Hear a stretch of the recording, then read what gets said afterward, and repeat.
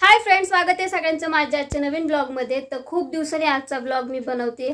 त्याचा खूप काही रिझन आहेत, त्याला सांगेल एखाद्या वेळेस। घरामध्ये अशा काही घटना घडत होत्या आणि इतक्या भयानक झाल्यात की त्या एका दिवशी शेअर करेन त्या छोट्याशा ब्लॉग मध्ये।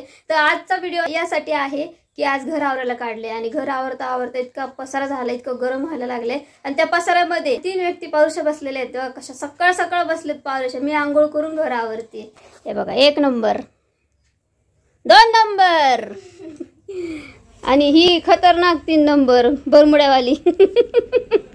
आणि पसारा बघा किती पडलाय, सगळा पसारा। आणि तुम्ही विचार करत असताल की हे असं एवढं सामान कसं काय आलं, कुठून आलं। तर हे आपलं जो नवीन व्यवसाय आपलं चालू केलेला आहे आपण, त्याचं सगळं सामान आहे।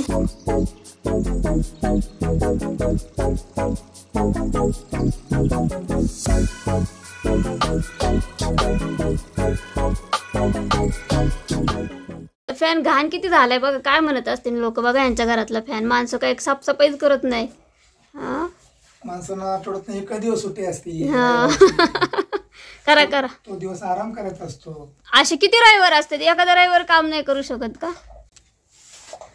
तर फॅन पुसायचं चाललंय। आयुष्य पप्पाने म्हणलं फॅन एकदम चकाचक करा, खालचं राहाडा अजिबात दाखवू शकत नाही कारण अजून झालेलं नाही काम माझं। आणि एकदम सगळं क्लीन झालं ना की दाखवायला पण बरं वाटेल। आणि असं एवढं राहाडा दाखवायला आवडत नाही शक्यतो आम्हाला। वरनं बघा फुलांच्या पाकळ्या नाही, त्या फॅनची घाण पडायला लागली माझ्या। हा, फॅनची घाण पाडायला लागले अंगावरती। आमचा फॅन एकदम क्लीन झालाय आणि आयुष्य पप्पा किती घाम आलाय त्यांना। चला, चांगला मस्त फॅन साफ केला, थँक्यू सो मच। तर सगळं घर आवरून झालंय एकदम फ्रेश मध्ये। मी पण फ्रेश, सकाळी गावांवर होते कारण घर आवरायचं होतं ना, म्हणलं चांगले कपडे नको घालायला। तर हे बघा, अशा प्रकारे आपली ही सिस्टीम आहे। खरं तर ही खरी मेन आवरायची होती, सगळी साफ वगैरे करायची होती, त्यामुळे ही सगळी आवरली। आणि मेन म्हणजे लगेच कसं धूळ वगैरे बसते, त्यामुळे आम्ही झाकून वगैरे पण ठेवलं। इथं बेड वगैरे आवरलाय, तर हे मेन होतं, हे छान आवरलंय। चला आता पाणीपुरी खायची मस्तपैकी, पाऊस येते बाहेर, आता पाणीपुरी खाऊया आपण। तर येताना मस्तपैकी भाजीला आणले आणि पाणीपुरी पण आणली आहे। तर सगळ्यांनी पाणीपुरी खायला या।